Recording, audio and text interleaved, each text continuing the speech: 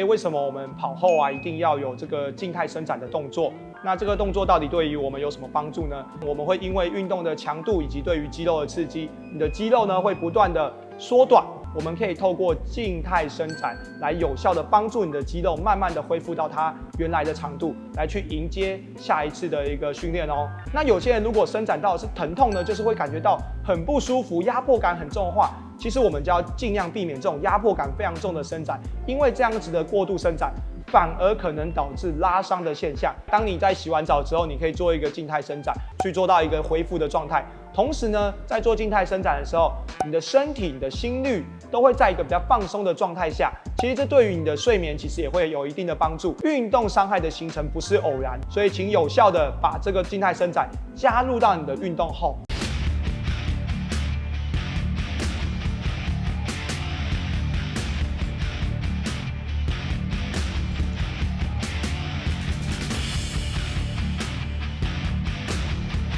嗨，大家好，我是光头神童李汉轩，欢迎收看《到底跑了没》。今天呢，要来教大家呢是我们的按摩滚筒，又称为自我筋筋膜放松。你是不是家里也有一只像这样的滚筒，已经被你放在角落很久了，甚至都没有在使用它呢？今天就要来好好教你这个非常好的放松的一个器材哦。那按摩滚筒呢，其实就是帮助我们促进血液循环及代谢，将含有新鲜的氧气及养分的血液送至我们的软组织，那可以更快速的加速我们的软组织来进行修复的动作哦。那按摩滚筒的好处也包含了降低我们的肌肉疼痛、发炎，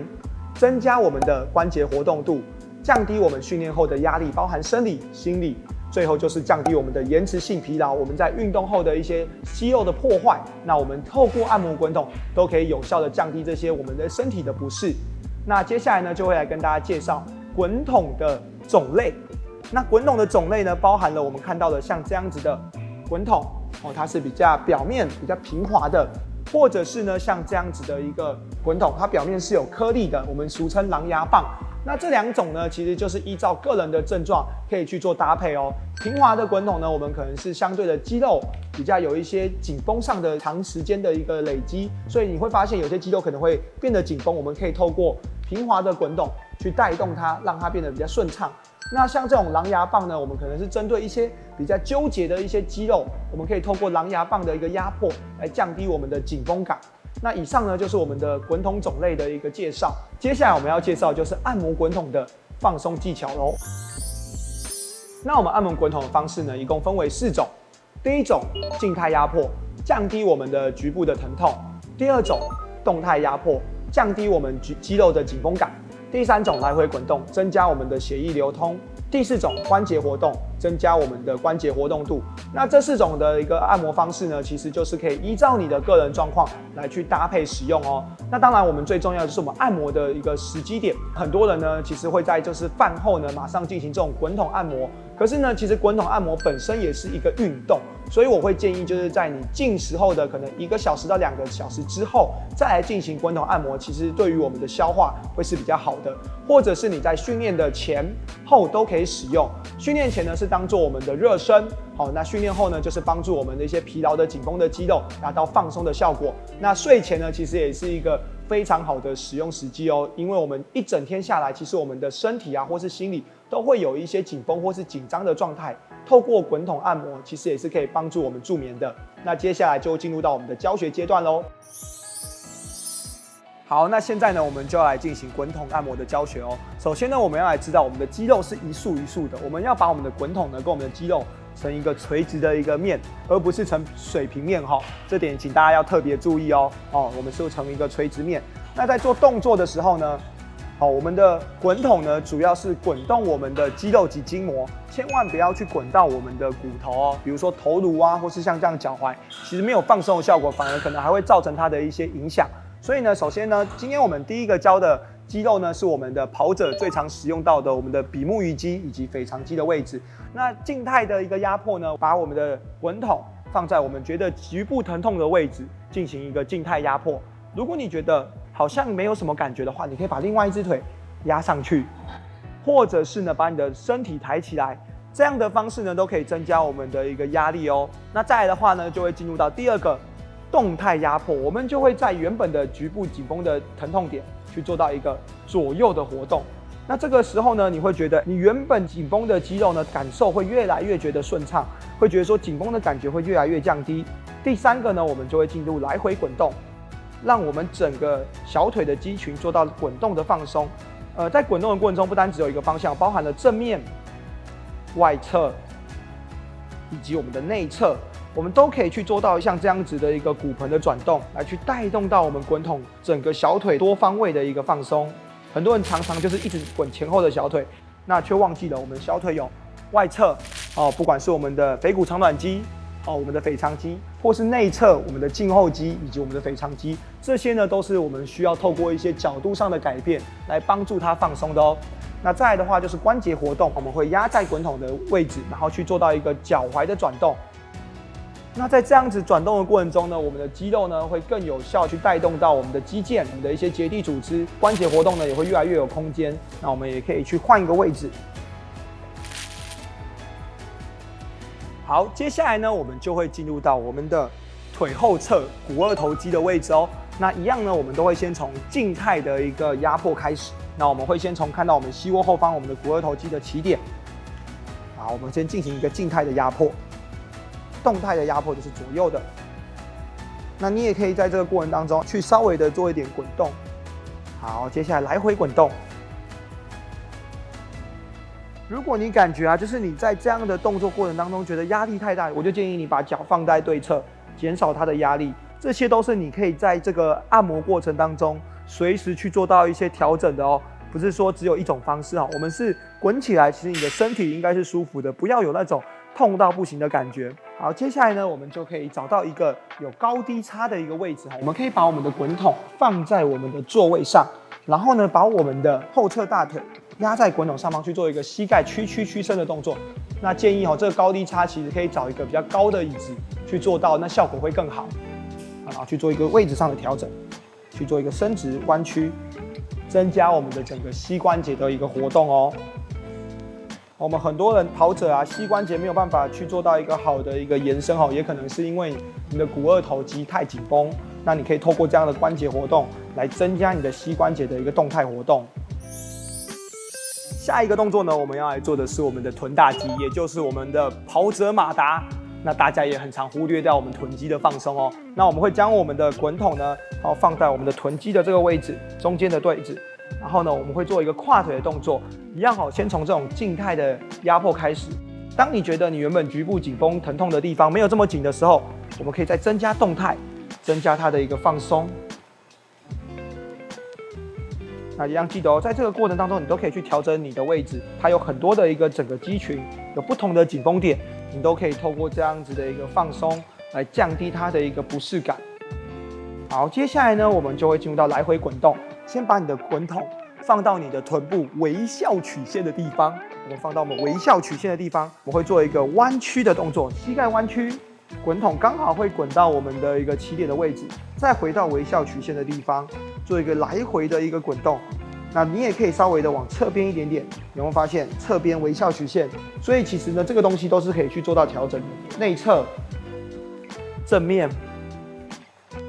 外侧。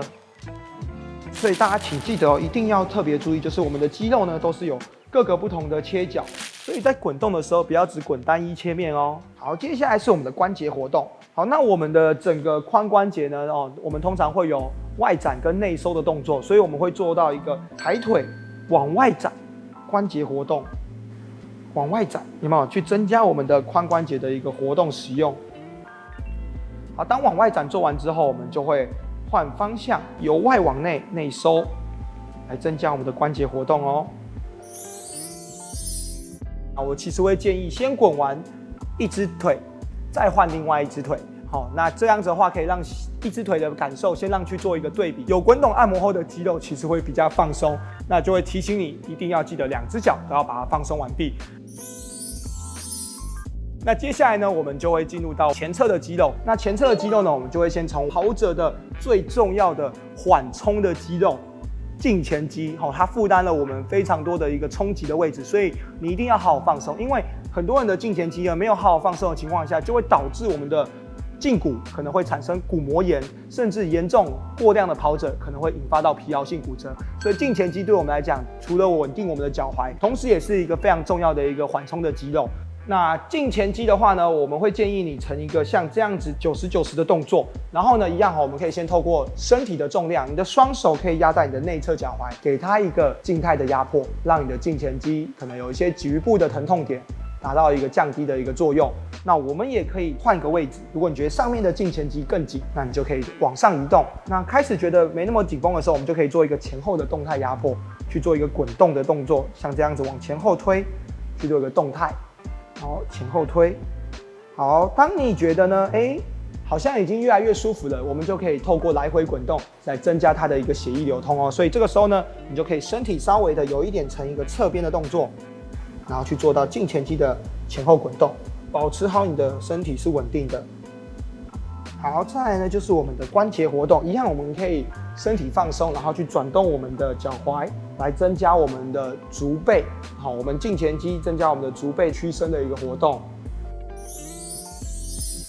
滚完胫前肌之后呢，就会换到大家最不喜欢的前侧大腿股四头肌，因为这条肌肉滚起来，连教练都胆战心惊啊。将我们的滚筒呢放在我们膝盖上方的位置，那身体呢可以成一个棒式的动作。我们可以去做到一个静态的压迫。好，那慢慢的你可以左右脚尖踮着，然后左右转动，然后一样可以去换一下位置，可能比较上端的大腿股四头肌比较紧，你就可以调整到上方去做一个左右动态压迫。好，当你觉得比较顺了，我们就可以做一个前后的滚动。透过我们身体伸直、弯曲，透过这样的前后，让我们整个股四头肌的肌群都可以有效的去做到滚动的动作。好，接下来关节活动呢，我们就膝盖屈伸，看到我们膝盖可以尽量的弯曲到底，伸直出去，让我们的膝盖更有一个好的活动空间，以及有效的呢去带动我们的肌肉。我们现在开始呢要来做的就是我们的小腿外侧的肌肉。那也是呢，可能很多跑者啊扭伤之后，这条肌肉呢都会有一些紧绷的问题，那导致呢可能会有重复扭伤的状况哦。那就是我们的腓骨长短肌。所以如果你本身有一些长时间扭伤的状态的话，我建议你一定要好好针对你的这条肌肉做一个好的照护。那腓骨长短肌呢就会在我们的腓骨的一个外侧，我们一样可以先做到静态的压迫，然后去做一个前后的动态压迫动作，可以用你的手去推，然后一样可以换位置用你的手去推。好，稳定好之后，我们就可以把身体撑起来，去做一个动态来回滚动。那如果你觉得强度不够呢，你就可以把身体打直一点点，将身体的重量更多的压在我们的滚筒。其实有很多种不同的姿势都可以有效的去帮助我们增加我们的放松的强度。来进入到我们的关节活动如果你觉得强度不够，你就把身体压下去，然后在这个地方去做一个脚踝的转动。一样记得你可以调整你的位置，调整你滚筒的位置，然后一样去做脚踝的转动。你也要记得做调整我们一下可以外转，另外也可以去调整到内转的动作，来回的去做一个不同方向的一个旋转刺激，来增加我们不同角度的关节活动或者是也可以做前后前后，增加我们的足背屈的能力。又是一个残酷的阶段了，就是我们的